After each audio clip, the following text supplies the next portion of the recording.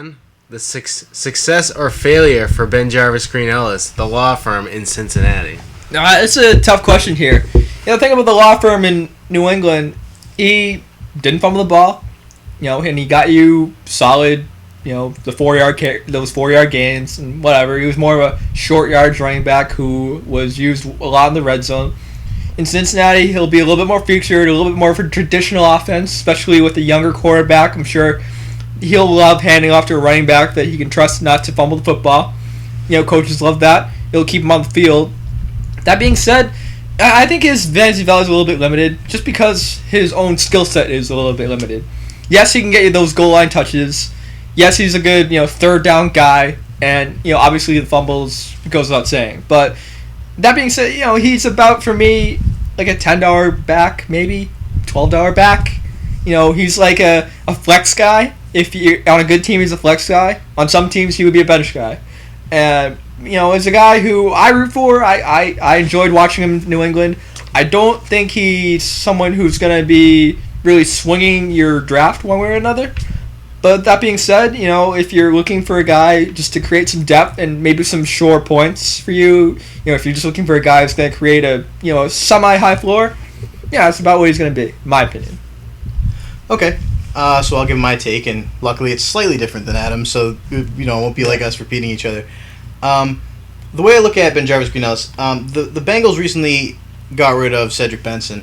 And Cedric Benson, the one thing you kind of notice about him, he's the style of runner who is, slightly bigger than the average runner. He's not super fast and agile, but he has a little bit of physicality. Can't really break one, but he has durability and a little bit of reliability.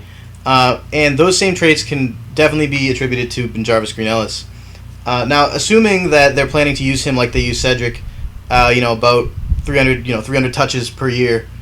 Obviously, if they don't use him as much, then that's going to be another issue. But they still have a young quarterback, still have a young receiver. I think they're going to lean on Green-Ellis for at least 50% of the time when they're out on that field, and I think that's going to come out to about 300 touch a year.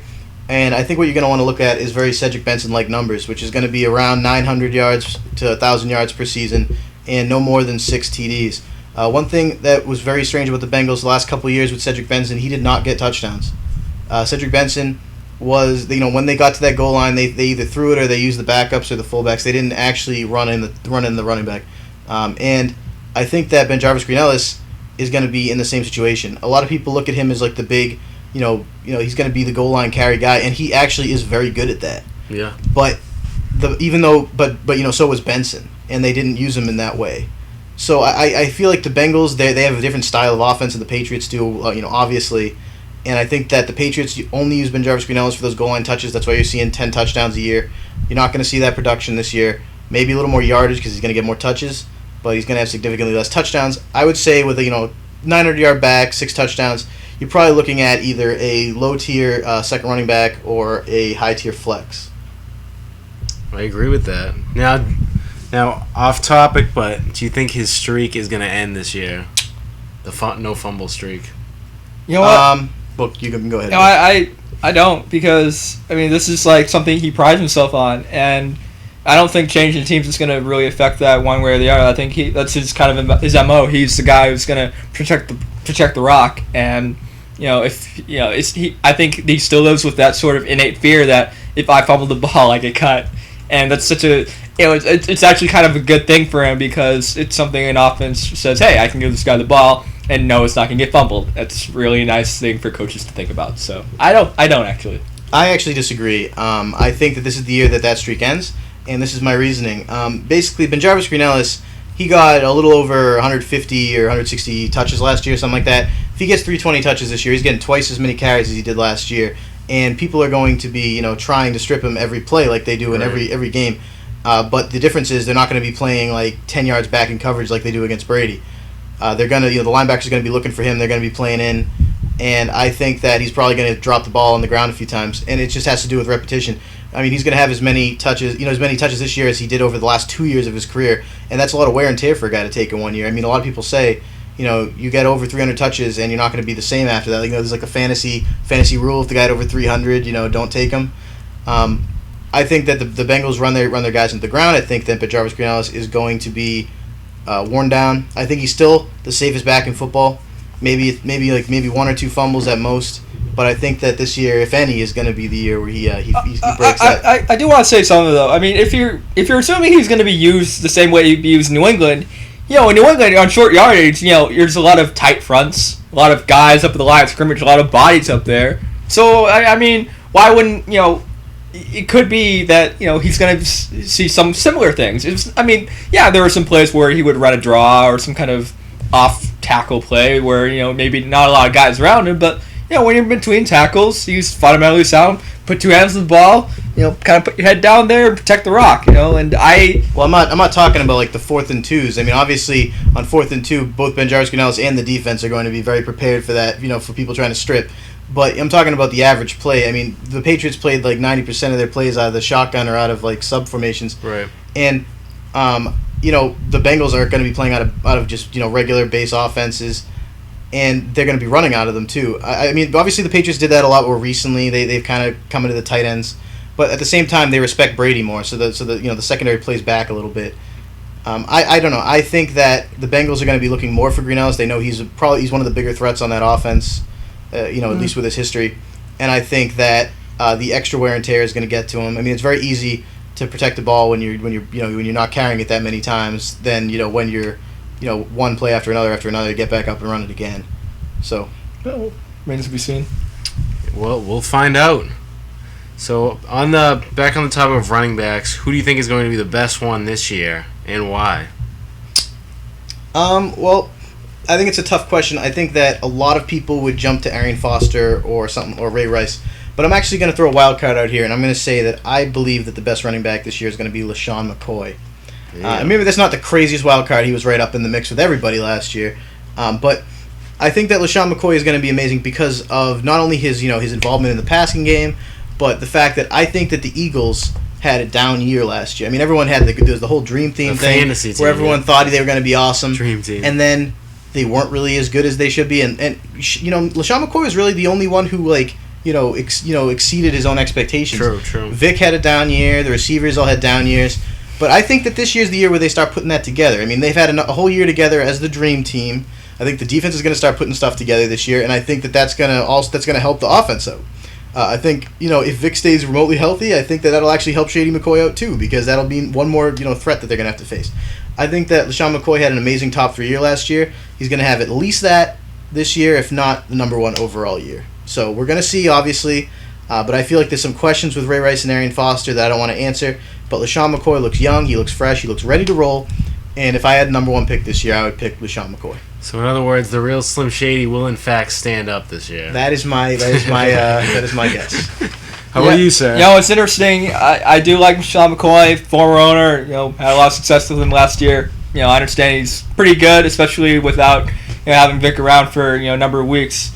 I am one of those guys who likes Arian Foster, and here's why. Running back position in its entirety this year, there's going to be a lot of question marks pretty much up and down the board. Okay, there's only a few guys who you feel solid with. There's a guy like MJD, certainly McCoy I would feel solid about, or Ray Rice. Here's my take on Arian Foster. My take on Arian Foster, last year he was still one of the top tier running backs despite missing I think 3 games due to an injury. A guy who plays in a pretty conservative offense. Yeah, they do have Andre, but they are kind of a run-based attack, and that's also their coach just saying, I want to be a little bit more conservative. I'd rather run the ball a little bit more than pass the ball. He's a guy who can do it all. He runs on all 3 downs. He's had great production. He's shown in the past he's great production. And at this point, of all the question marks that are out there, and I think he's, in my mind, the most well-rounded back and the guy who's shown in the past that he can get it done. Now, this would be a totally different question if we had a healthy Adrian Peterson, but, we don't. So we have to kind of anoint somebody. And for me, it's a guy that, if you extrapolate out his numbers for an entire season, he would have been a number 1 running back. And he still put up great numbers in spite of being a little bit limited. So that's my guy. I mean, my only response would be that the thing I think that everybody should look out for Arian Foster, and I mean, Arian Foster was amazing last year. He's probably going to have an amazing year this year. But I think a lot of people are kind of worried about potential production decrease. Right. And there's no way to know that for sure. But what we saw from Ben Tate last year was actually pretty impressive. He had 4 100-yard games last year, and they were all when Arian Foster was healthy, not when he was injured. So it's not like he was just stealing Arian Foster's thunder. What it looks like to me is that they have another back who's even potentially more explosive than Arian Foster, if not, he's definitely. I don't think he's as good overall, but he's kind of like a home run hitter kind of back, and I think that Ben Tate has the potential to steal up to 40% of Arian Foster's carries. And if you see a 40% to 60% instead of like an 80 to 20 this year, I think you're going to have to cut off a little bit of production, and that's why I still think Arian Foster's a top 5 back, but I'm not 100% sure that he's going to be a number 1 because I'm afraid of what Ben Tate could actually take away from him. That said, I think Ben Tate is a decent sleeper pick for later in the draft. As a flex? Kind of as like a flex player. I'll say this. The thing about LaShawn McCoy that would probably worry me a little bit is that last year, whenever you got in goal line situations, within the 5, he didn't do so well. He's not really a power runner. He can run with some power, but he's definitely more of a speed back, a pass-catching back. And while there isn't really a vulture that's going to take those carries away, it's just the system that Andy Reid employs, which is a little odd in my opinion. They actually rely on a bit of passing in that situation. Those take away touchdowns from him, where if he had those, he'd probably be like a clear-cut number 1, whereas that's kind of his question mark. I am nitpicking, but if we're talking about the number 1 guy, this is something that you should you are accounting for a little bit if you're thinking about the number 1 pick. No, I agree. There's definitely question marks with every person. I think the biggest question mark you're gonna have to look out for this year, and I think I know you're getting a little bit off topic, but we're still talking about the top running backs in the draft. So I think it's worth venturing into because a lot of people are going to be taking these guys right in the top 5 picks. So I'm going to say that you guys want to be very wary when it comes to picking Maurice Jones-Drew. I know Adam is very big on Maurice Jones-Drew, so he might not agree with me, but my logic in this is, it has to do with past precedents. Maurice Jones-Drew is having issues with Jaguars management on his contract. It's true. And last year, Chris Johnson had the same thing, and he blew off the first quarter of the season, and that just that's a very, very big decline in fantasy production. And the issue I have is that he doesn't have Matt Hasselbeck quarterbacking to try to lighten that load for the for the fantasy players. It's it's going to be it's Maurice Jones-Drew's team. Like Blaine Gabbert is not going to to be doing him any favors. He has to be at the top of his game if he wants to make the production he's been doing because he is the only guy they have. I mean, I don't Justin Blackmon, even if he turns out to be good, he has that DUI issue. I'm not really seeing Laurent Robinson as a huge factor or Mercedes Lewis. And Blaine Gabbert hasn't shown me that he can even quarterback in the NFL. Never mind be a solid producer for him and his players. I'll tell you this though. MJD, yes, the contract thing will scare people, and yes, you really should be watching out for that if you're planning on taking him, because he's going to be a top 5 pick if you're going to take him like that. I will say this, though. Blaine Gabbert, you couldn't do any worse than he did last year, and MGD still put up, top 5 fantasy production. So if Blaine Gabbert shows any improvement, and if they get any type of passing game to take any load off him, I would just only think that would help him. Oh, yeah, no, I want to be very clear. This is not anti-sentiment against Maurice Jones-Drew. I actually think he's been one of the most solid fantasy players over the last few years. Mm-hmm. And if it wasn't for this contract thing, I probably would, I'd have no doubts whatsoever about this guy as a top 3 back. He's reliable, he puts up big numbers, and that's in spite of the fact that his team has always been consistently bad. Mm-hmm. But my issue is, the combination of that contract issue with his situation, as a team. I worry. I'm not saying he's going to do bad. I'm not saying he's going to be a complete flop. What I'm saying is that I'd be more wary. I'm more wary about him than the other top 5 running backs because the other guy, everyone has questions, but I think his are probably the largest. Mm-hmm. That's true. I would agree with that. I heard an interesting fact about him though. I think it might be Adrian Peterson number 1, but he is number 2 in mileage for a running back. Well, he's been around starting for longer than any of the other top guys. And his teams relied on him so much, so you got to wonder when's it going to catch up to him? Is it going to be this year? I mean, you got to have that in the back of your head. It might be a little minor thing, but you're absolutely. You never know when the tires are going to blow out. And they always tend to do it explosively. It's just kind of like the guy's amazing, and the next year he shuts down. Sean Alexander is a good example. Exactly. Yeah. No, I think this him, Larry Johnson, people like that. This is not again. We're really kind of reiterating. This is not to say that you really shouldn't be not drafting him. No, he's still gonna be one of the top. He's definitely picks, kind of a tick below like a Ray Rice, an Arian Foster, Sean McCoy, even a Chris Johnson. I would definitely put Chris Johnson above him. Yeah, younger guys in their prime, Yeah, assuming Chris Johnson isn't like the guy we saw last year who just failed. Well, and yeah, in my opinion, my prediction for this year is that he's going to come back to form. I would hope. All right, for so his sake.